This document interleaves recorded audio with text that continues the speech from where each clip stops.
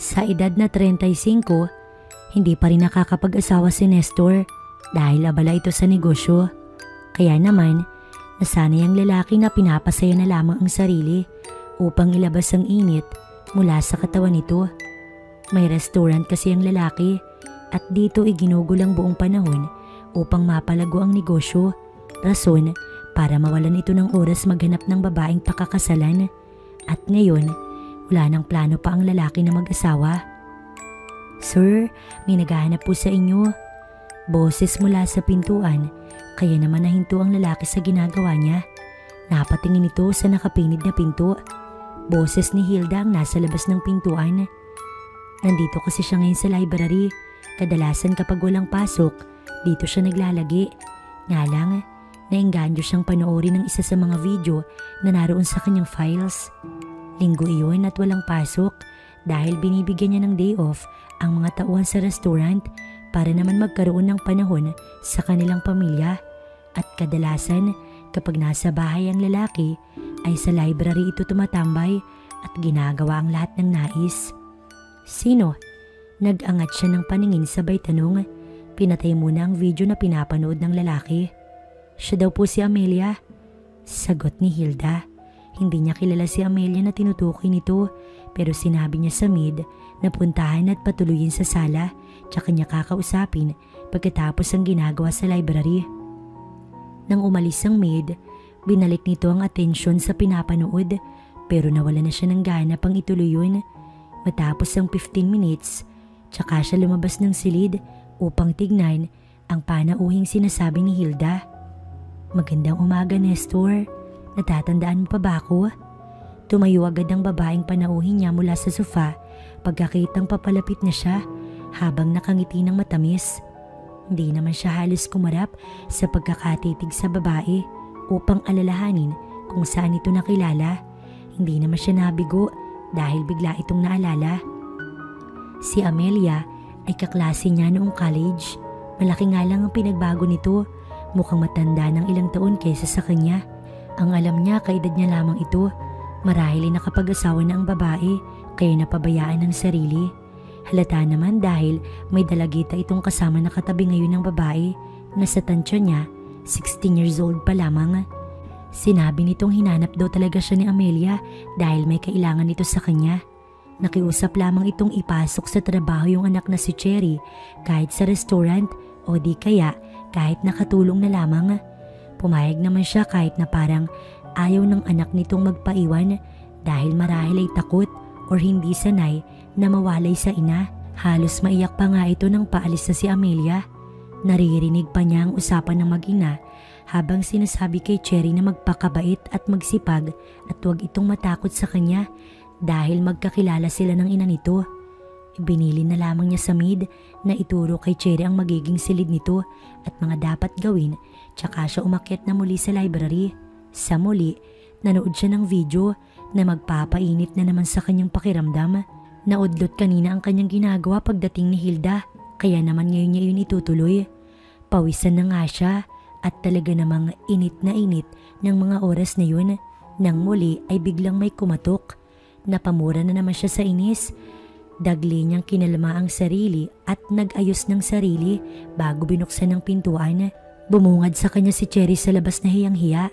Hindi niya maiwasang ito ay tignan ng malagkit, lalo na at naudlot siya sa kanyang ginagawa kanina. Gusto niyang ilabas sa babaeng ito ang kanyang nararamdaman. "Sir, handa na daw po yung pananghalian niyo." Nahihiya nitong sabi at hindi makatingin sa kanya. Sige, bababa na ako." Tugon niya na lang matapos ng matagal na pagtitig dito. Walang paalam itong tumalikod matapos tumango. Sinundan pa niya ito ng tingin habang papalayo. Bumalik siya sa kanyang inuupuan kanina at tuluyang pinatay ang laptop tsaka siya bumaba upang mag-lunch. Nadatnan pa niya ang dalagitang tinuturuan ni Hilda sa mga gawaing bahay. Matama naman itong nakikinig. Naiilang pa na tumingin sa gawin niya nang maramdaman ang kanyang presensya. Sa ibabaw ng besa ay meron ng nakahain na. "Sabayan niyo na ako," utos niya kina Hilda. Parehong napatingin sa kanya ang dalawang nagtataka.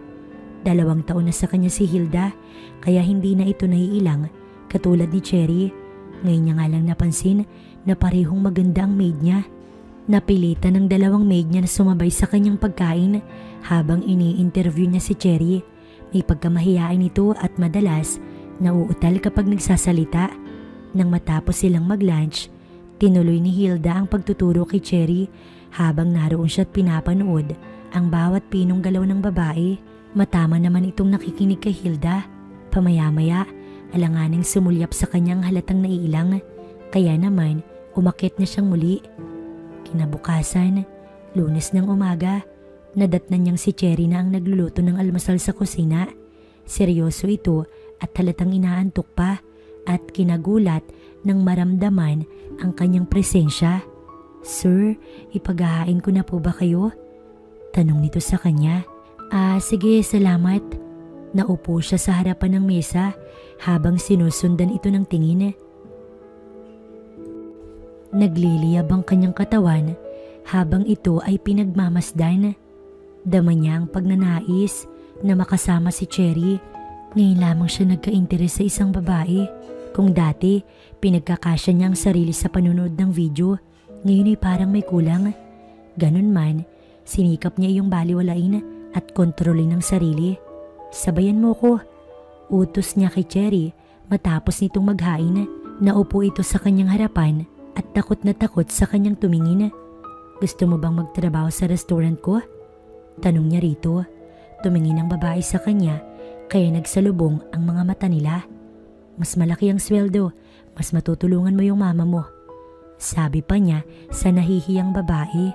Alam naman niya kung anong rason at bakit naroon ito dahil sa kahirapan. "Okay lang po ba sir, na dito muna ako?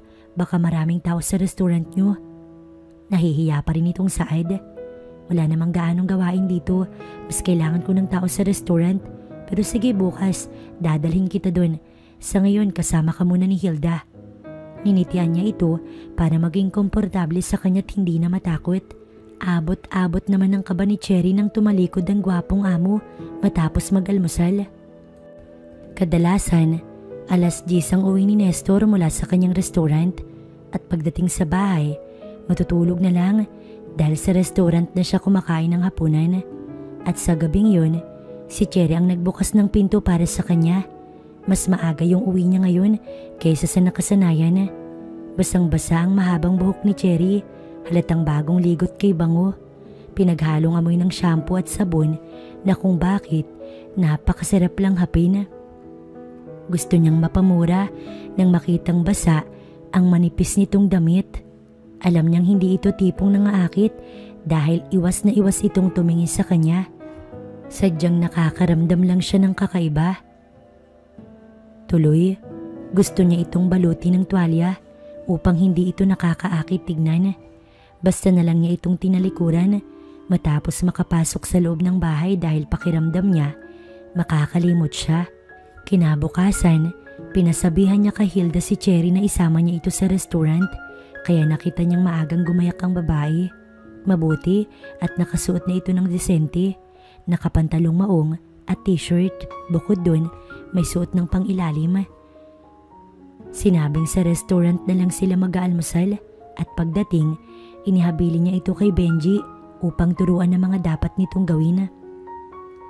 Nakitaan naman niya ng kasipagan sa unang araw dahil wala siyang ginawa kundi titigan ito sa monitor ng kanyang CCTV na nakapaligid sa buong restaurant. Kasabay niya din itong umuwi sa hapon at pagdating sa bahay, hinayaan niya itong magpahinga. "Sir, maghapunan po ba kayo?" Tanong ni Cherry sa kanya pagdating nila isang gabi mula sa restaurant.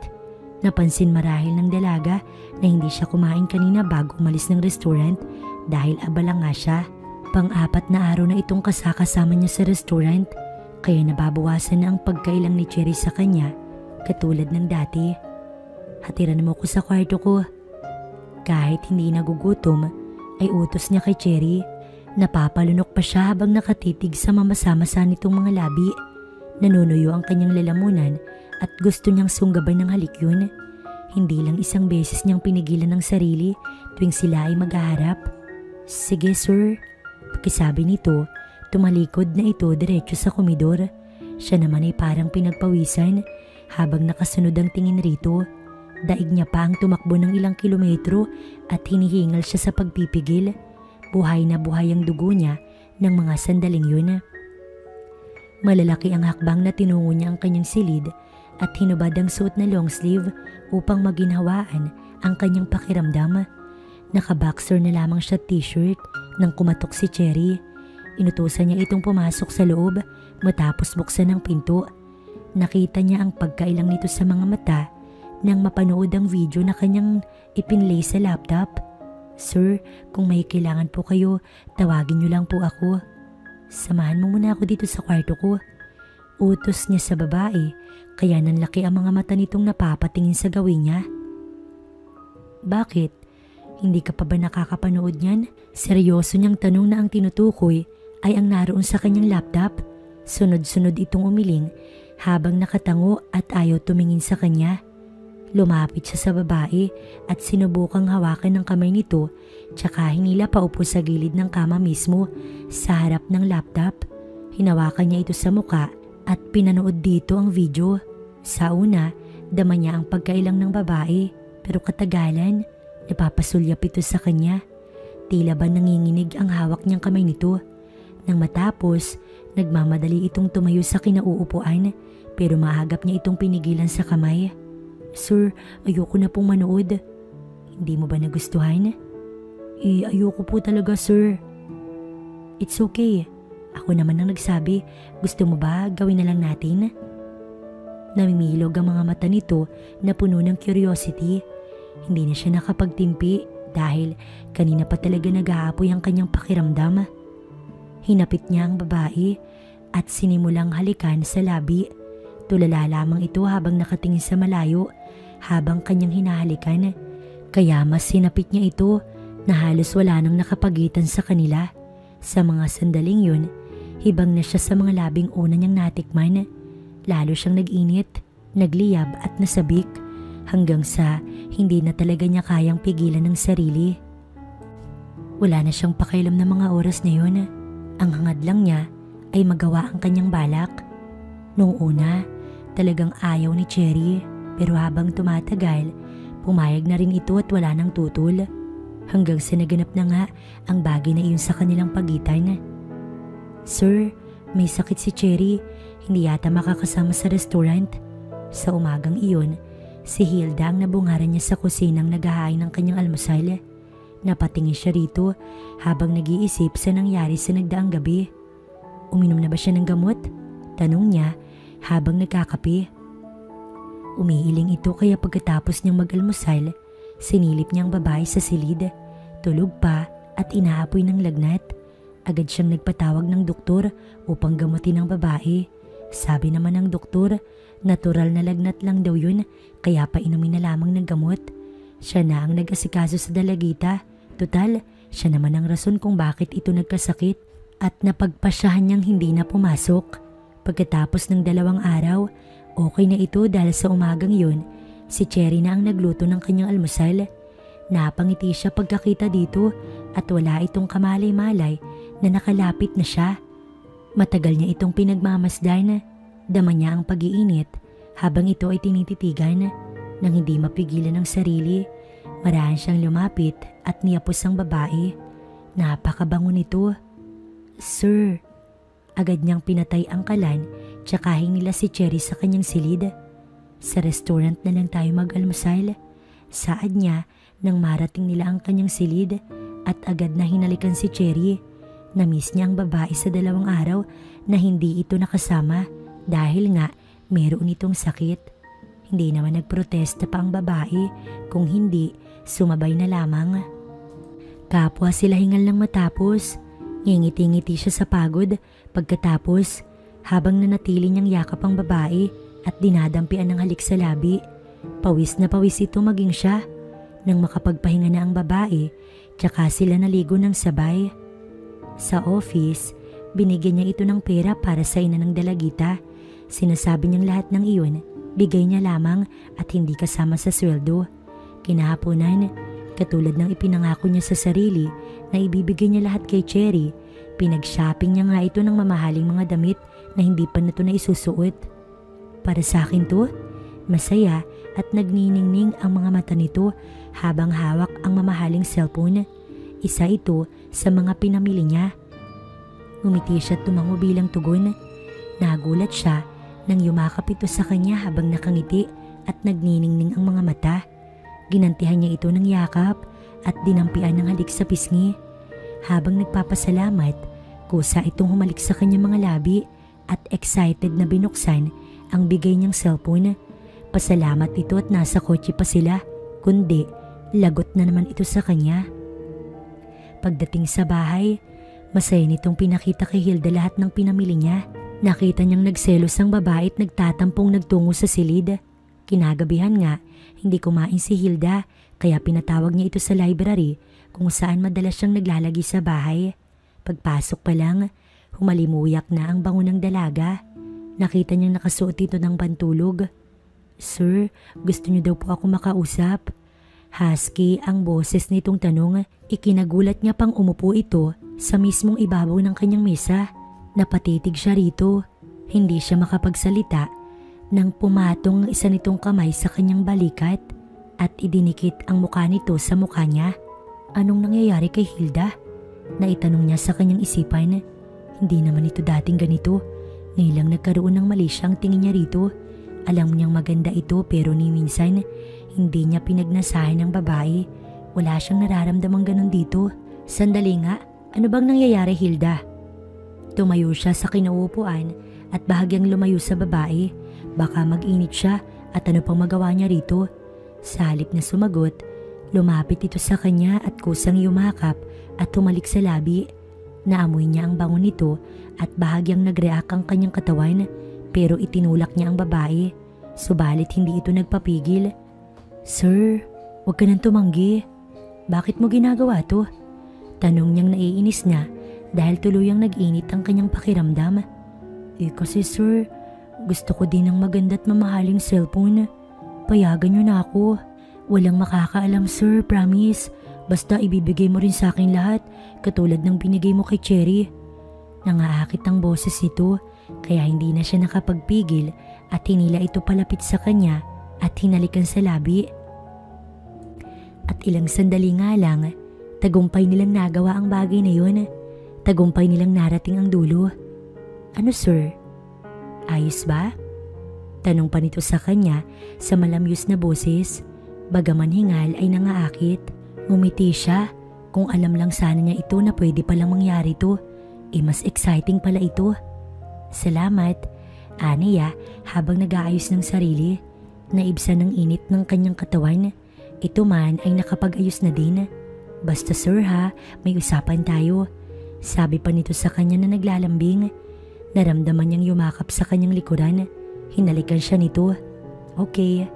Binigyan niya ito ng makapal na lilibuhin. "Bilhin mo lahat ng gusto mo." Ang lapad ng ngiti nito, tsaka lang ito masayang tumalikod at iniwan siya sa library. Siya naman ay napapangiti at pakanta-kanta pang tinungo ang upuan sa harap ng mesa at ibinalik ang atensyon sa ginagawa niya. Kinaumagahan, habang nagbabiyahe sila ni Cherry patungong restaurant, abala si Cherry sa bago nitong cellphone. Tahimik na tahimik habang tila may pinapanood. Naka-headset ito kaya hindi niya marinig kung ano yun. Tinawag pa nga niya ito upang agawin ng atensyon pero sadyang abala ang babae sa kung anong pinapanood. Nang dumating sila sa restaurant at naipark na ang sasakyan, tsaka niya lang nasilip kung anong pinapanood ni Cherry.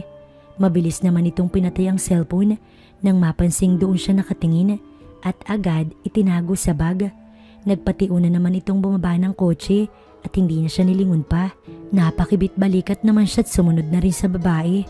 Sa monitor, pansin niya ang pagiging maliksi nito sa trabaho at kung dati mahiyain ang babae, ngayon naman naging palakaibigan. Madalas kausap ang kanyang mga staff kapag free time. Kinahaponan, nagpaalam itong aalis. Hindi nasasabay sa kanya pag-uwi ng bahay. Sabi nito'y magpapadala ng pera sa inang si Amelia kaya pinayagan niya ito't sinabihang umuwi ng maaga. Inabangan pa nga niya ang pagdating nito. Pasado 9:00 na ito nang makauwi ng bahay at agad kumatok sa kanyang kwarto. Excited naman niyang binuksan ang pintuan upang salubungin ito ng yakap at halik. Kung dati nakakadama pa ito sa kanya ng konting pagkailang, ngayon naman ay hindi na. Katunayan ay agad yumakap sa kanya ang babae at ginantihan ng halik sa labi. Mas maalab sa halik niya na naghatid sa kanya ng kakaibang init. Ngunit habang ginagawa nila yon, may biglang kumatok sa pinto. Akma na sana itong tatayo pero pinigilan niya at kinintala ng halik sa labi at sinabing siya na ang magbubukas ng pinto. Si Hilda ang naroon at mapang-akit na nakatingin sa kanya. "Sir, pwede po ba akong pumasok? May pinag-uusapan pa kami ni Cherry. Papatawag na lang kita pagkatapos." Utos niya sa babae. Sumimangot ito bigla at umabrisyete sa kanya. "Okay lang sir, makikinig ako sa usapan niyo." Bumuntong hininga siya at medyo nainis kay Hilda. "Hindi pwede, importante yung pinag-uusapan namin. Papatawag na lang kita pagkatapos, okay?" Matigas niyang saad. Muli itong sumimangot, tsaka napilitang tumalikod. Nakahinga naman siya ng maluwag nang mawala si Hilda sa kanyang paningin. Kinalma ang sarili bago muling humarap kay Cherry na nanatili sa kanyang kama. Nakakunot ang noo nito habang nakatingin sa kanya. "Anong kailangan ni Hilda, sir?"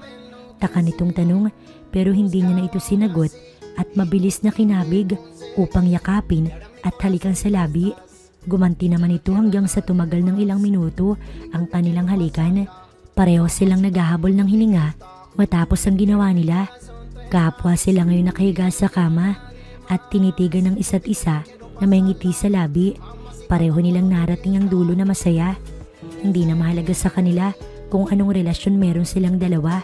Ang mahalagay hanggat nasa kanya si Cherry, sagot niya ang pamilya nito. Nang makapagpahinga na ang babae, tsaka ito marahang bumangon mula sa kanyang kama. Nakangiti pa itong nag-aayos ng sarili. Nang matapos, nagpaalam na sa kanya si Cherry na lalabas na ng kwarto at sinabing bukas ulit. Napapangiti naman siyang sinundan nito ng tingin. Nang mapag-isa, napapikit siya dahil sa pagod pero okay lang dahil kapalit naman nun ay kasiyahan. Halos makaidlip na nga siya nang bumukas ang pinto ng kanyang silid. Kalaunan, nakita niyang pumasok si Hilda.